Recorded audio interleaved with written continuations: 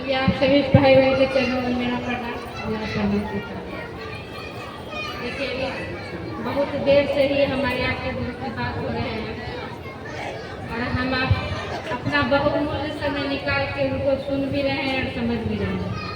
अभी भैया कह के गए थे 4 सितंबर को मेरे साहब, मतलब बड़ी दुखी की बात है हमारे आपके जीवन में। ये 4 सितंबर आ रहा है, ये बहुत ही मतलब बैड दिन था 2022 4 सितंबर को। बोलते अगला साल गए थे तो कहा गया था कि इस दिवस को हम आप संकल्प दिवस बना लें। ये 4 सितंबर का जो दिन आ रहा है तो इस दिन को हम आप संकल्प दिवस बना लें और उस दिन हम आप संकल्प लें। उन्होंने जो कहा है उस काम को हम आप करें। देखिए मुजफ्फरपुर में एक बार साहब का महोत्सव हुआ था, हम लोग सुने थे। वहाँ एक जिज्ञासा था कि साहब से पूछा गया था कि आपको महादेव क्यों चुने।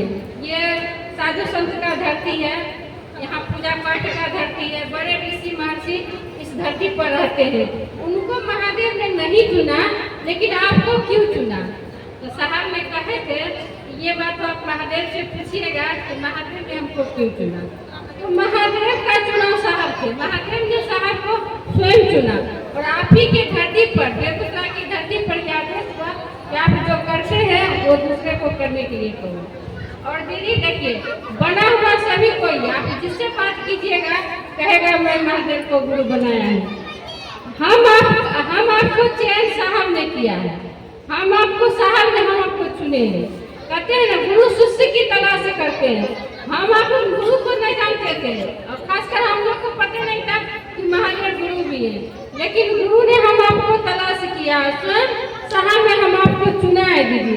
इसीलिए इस संकल्प दिवस के दिन हम आप इस संकल्प में उन्होंने जो कहा है उस काम को हमको बढ़ चढ़ के करना है, महादेव का काम। देखिए साहब का सपना पूरा हो चुका है, साहब ने जो सपना देखे, दीदी माँ ने जो सपना देखा उनका पूरा हो चुका है। लेकिन अब बारी हमारी आपकी है। कोई भी माँ बाप अपना बेटा बेटी से कुछ तो अपेक्षा रखता है, कुछ तो उम्मीद रखता है कि मेरा बाल बच्चा हमसे भी ज्यादा नाम कमावे, हमसे भी बड़ा आदमी बने।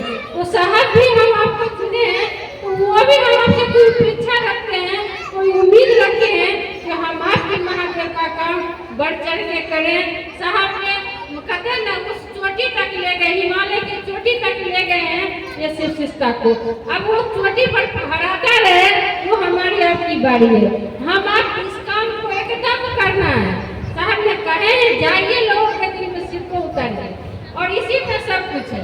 ये दया जो बात कर रहे हैं दया दया, साहब को तो पहला सुख ये दया ही है। जब कुछ होगा गुरु की दया से ही, जब तक गुरु की दया नहीं होगी तब तक हम आपके जीवन कुछ भी नहीं कर सकते, एक पल भी इस राह में नहीं चल सकते, एक पल भी हमारा आपका नहीं उठ सकता है।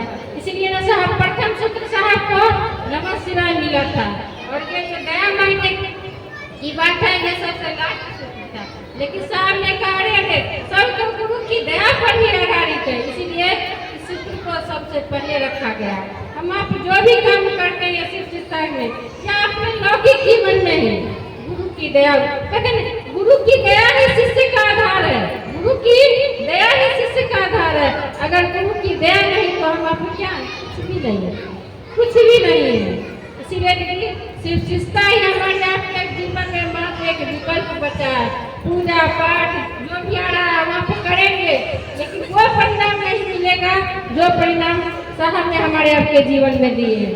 कहते हैं ना शिव शिष्टा, भैया लोग बोले शिव शिष्टा दर्द है, दर्द है, इनका दर्द है, इनका दर्द है, हमारा आपका कुछ दर्द नहीं है।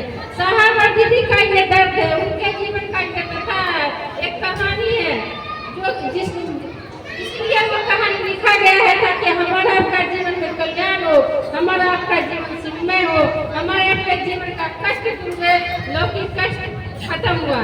और अभी बहुत सारे दीदी ने अनुभूति बताए किनकी दया से, किनकी दया से, कौन हमें आपके जीवन में कर रहा है, ये गुरु की दया है दीदी। इसीलिए ये शिव शिष्टा का जो आधार है गुरु की दया पर है। लेकिन गुरु की दया होगी कब, जब हम आप शिष्य बनेंगे।